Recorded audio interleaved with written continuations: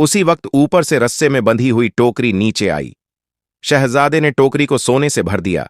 खोजी ने टोकरी ऊपर खींच ली। दूसरी टोकरी ऊपर गई, फिर तीसरी, चौथी, पांचवीं टोकरी ऊपर जाकर वापस नहीं आई।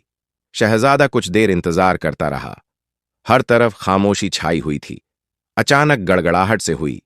अब शहजादा मुकम्मल अंधेरे में था। कुएं का मुंह बंद कर दिया गया था। उसकी मोमबत्ती बुझ चुकी थी। असल में खोजी की नीयत खराब थी। वह नहीं चाहता था कि दौलत में हिस्सेदार बने।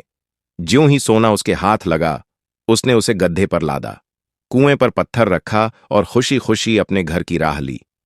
फौजी के धोखा देने से पहले तो शहजादे को बेहद दुख हुआ, मगर फिर यह कहकर दिल को तसल्ली दी कि मौत और जिंदगी खुदा के हाथ में है। अगर अल्लाह को मेरी जिंदगी मंजूर हुई तो वह कोई ना कोई रास्ता निकाल देगा। यह सोचकर शहजादे को कुछ हौसला बढ़ा और वह आने वाले वक्त से बेफिक्र हो गया। अंधेरे में आंखें फाड़ फाड़ कर देखते हुए अचानक उसकी नजर उधर पड़ी जहां उसके ख्याल में खाना काबा था। शहजादे ने मक्के की तरफ मुंह करके जौहर की नमाज अदा की। वह सजदे में गिरा हुआ दुआ कर रहा था कि उसे पानी गिरने की मध्यम सी आवाज सुनाई दी। ऐसा मालूम होता था जैसे कहीं दूर झरना गिर रहा हो। वह टटोलता टटोलता उसी सिमत चल दिया। कुएं में एक जानिब चट्टानों के दरमियान से रास्ता बाहर को जाता था, मगर यह रास्ता इतना तंग था कि आदमी रेंग कर ही गुजर सकता था। वह जूझू आगे बढ़ा। पानी गिरने की आवाज साफ सुनाई देने लगी। आखिर वह उस जगह पर पहुंच गया जहां से चश्मा फूटता था। यहां सख्त सर्दी थी। ऐसा लगता था कि सारी सर्दी यहां से निकलकर पहाड़ों पर फैलती है। शहजादे ने अपने आप को समझाया, अगर खुदा की यही मर्जी है तो बिस्मिल्लाह, मैं इसी रास्ते पर चलूंगा। जिंदगी और मौत तो खुदा के हाथ में है। शहजादे ने यह कहा और बेझिझक पानी में कूद गया। पानी की तेज लहरें उसे कहीं से कहीं ले गईं। अंधेरी और लंबी सुरंगों में से होता हुआ वह एक ऐसे सफर पर जा रहा था जिसके मुताल्लिक उसे कुछ मालूम न था।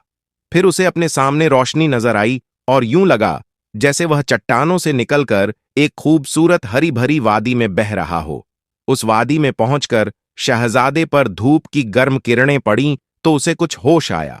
हिम्मत करके वह दरिया के किनारे तैरने लगा। फिर पत्थरों का सहारा लेकर दरिया से बाहर आ गया। काफी देर तक किनारे पर लेटा धूप तपता रहा। सूरज की गर्मी से उसके जिस्म में ताकत आ गई। कपड़े भी सूख गए। अब भूख ने सताया तो वह आहिस्ता आहिस्ता दरिया के बहाव के साथ चलने लगा। उसे यकीन था कि दरिया किसी न किसी गांव या शहर के पास से गुजरता होगा, क्योंकि आमतौर पर बस्तियां दरियाओं के किनारे ही आबाद की जाती थीं। उसे ज्यादा चलना नहीं पड़ा।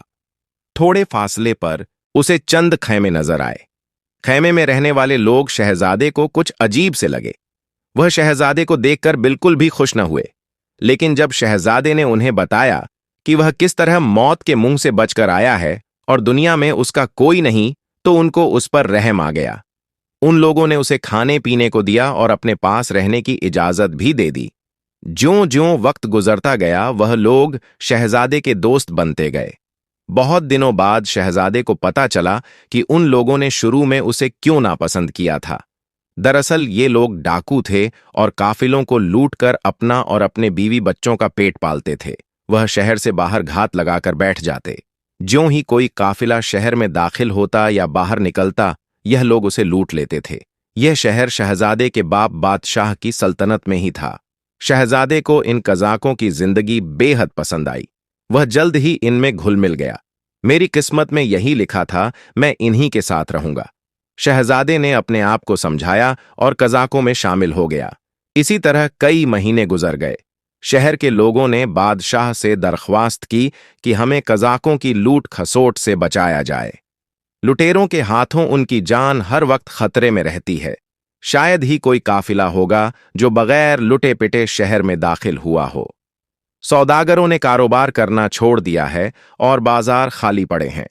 खाने की चीजों की कीमतें चढ़ गई हैं। गरीबों की हालत बहुत खराब है।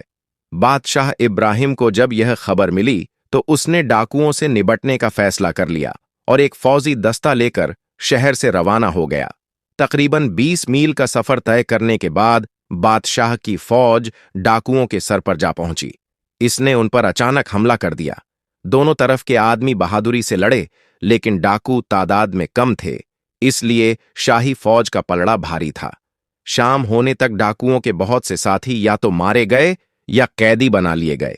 शहजादे को इस जंग में बड़ा लुत्फ आ रहा था और वह बड़ी बेफिक्री से लड़ रहा था। जब उसने देखा कि उसके काफी साथी हल्लाक हो चुके हैं, तो चंद साथियों को लेकर वह पीछे हट गया और शाही फौज पर तीर बरसाने लगा। एक तीर बादशाह के सीने में जा लगा। शाही फौज जीत चुकी थी, इसलिए बादशाह ने जख्म की परवाह न की और शहर वापस आ गया। वह बड़ी मुश्किल से घोड़े पर से उतरा। डॉक्टरों को बुलाया गया, मगर सीने का जख्म इतना गहरा था कि बादशाह के बचने की कोई उम्मीद न थी। उसी हालत में कई दिन गुजर गए। आखिरकार डॉक्टरों ने बताया कि बादशाह का आखिरी वक्त आ गया है, वह उसे नहीं बचा सकते। उस मौके पर बादशाह ने अपने नजूमी को बुलाया और कहा, कई बरस गुजरे, तुमने बताया था कि अगर मेरा बेटा शेर का लुकमा न बना तो वह मुझे मार डालेगा। नजूमी ने जवाब दिया, जी आलीजा, और तुमको यह भी याद होगा, जब हमने इस तहखाने की तलाशी ली थी जिसमें शहजादे को रखा गया था, तो वहां शहजादे की आया और शेर की लाश के सिवा कुछ न मिला था। जी हां जनाब, नजूमी ने सोचते हुए जवाब दिया। तो फिर नजूमी, मेरे बेटे को किसी मोची ने शेर के पंजे से बचा लिया है, और यह नौजवान वही होना चाहिए, क्योंकि मेरी मौत उसी के हाथों लिखी है। मगर मैं इस वक्त एक डाकू के तीर से मर रहा हूं। क्या यह मुमकिन है हुजूर? अगर आपका बेटा जिंदा है तो वह डाकुओं के इस गिरोह में शामिल है। बादशाह ने जब यह सुना तो हुक्म दिया कि कैदियों को उसके सामने लाया जाए। जब वह आ गए तो बादशाह ने उनसे पूछा, तुम में से किसके तीर से मैं जख्मी हुआ हूं? एक डाकू आगे बढ़ा और एक नौजवान की तरफ इशारा करते हुए बोला, बादशाह, आप इस नौजवान के तीर से जख्मी हुए हैं। यह नौजवान चंद महीने पहले हमारे गिरोह में शामिल हुआ था। हम में से कोई भी इसके बारे में नहीं जानता कि यह कौन है और कहां से आया है। बादशाह ने नौजवान से पूछा, तुम्हारा नाम क्या है और तुम कहां के रहने वाले हो? मुझे इब्ने इब्राहिम यानी इब्राहिम का बेटा कहते हैं। यही मेरा नाम है। इसके सिवा मैं और कुछ नहीं जानता। मुझे नहीं मालूम मेरा बाप कौन था। बस इतना याद है कि जब मैं बच्चा था तो एक तहखाने में रहता था। मेरे साथ मेरी आया थी। फिर एक दिन वहां शेर आया और उसने हम दोनों पर हमला कर दिया। मेरी आया मर गई और मैं जख्मी हो गया। शहजादे ने बादशाह को बताया कि किस तरह शिकारियों ने उसकी परवरिश की। वह जख्मी हुआ तो किस तरह खजानों के खोजी ने उसकी देखभाल की। उसे कुएं में उतारा और सारा सोना लेकर रफू चक्कर हो गया। फिर कुएं में किस तरह उसे चश्मे का पता चला और वह कुएं से निकलने में कामयाब हो गया। फिर वह कजाकों के गिरोह में शामिल होकर काफिलों को लूटने लगा। सारी कहानी सुनकर शहजादे ने बादशाह से दरख्वास्त की, बादशाह सलामत, मेरे साथियों को आजाद कर दीजिए। आप मेरे तीर से जख्मी हुए हैं, इनका कोई कसूर नहीं, यही मेरा बेटा है। बादशाह इब्राहिम ने कहा। फिर बाकी कैदियों के बारे में हुक्म दिया, अगर यह कसम खाएं कि आइंदा लूटमार नहीं करेंगे तो इन्हें आजाद कर दिया जाएगा। उसके बाद बादशाह ने अपने वजीरों को बुलाया और कहा, खुदा जो किस्मत में लिख देता है वह पूरा होकर ही रहता है। अब मेरे तख्तो ताज का मालिक मेरा बेटा है। यह कहकर इसने पास खड़े हैरान परेशान शहजादे को गले लगाया और ताज उसके सर पर रख दिया और फिर ऐसे लेट गया जैसे बहुत थक गया हो। बादशाह के चेहरे पर मुस्कुराहट थी।